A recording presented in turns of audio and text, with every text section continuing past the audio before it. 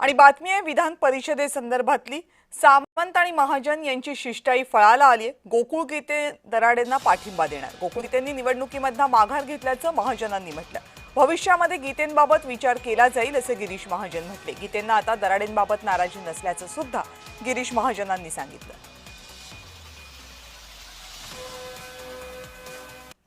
शब्द सुहास अण्णा कांदेंचा आणि निलेश बोरांचा रेटा आणि एकंदरीत गणेश भाऊंचं त्या ठिकाणी माझ्यावर असलेलं प्रेम, माझ्या पाठीशी असलेलं पाठबळ, यामध्ये कौटुंबिक शांती आणि आमदारकीमध्ये मला कौटुंबिक शांती महत्त्वाची वाटते आणि त्यासाठी मी माझ्या निवडणुकी प्रचारात मी थांबवतोय। माझ्या सगळ्या कार्यकर्त्यांना मी त्या ठिकाणी विनंती केली काल रात्रीच का आपण कुठल्याही प्रकारचा प्रचार या ठिकाणी करून महायुतीतलं वातावरण खराब होईल अशी कुठलीही गोष्ट करू नये अशी मी आपणा सर्वांच्या माध्यमातून त्यांना विनंती करतो।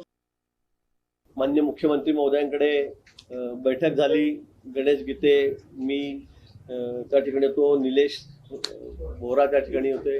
नंतर शिंदे साहेबांकडे पण 2-3 बैठकी त्यांची भेट गणेश गीतेंनी त्या ठिकाणी घेतली, गोकुळ गीतेंनी घेतली आणि त्यानंतर मग आज निर्णय झालेला आहे।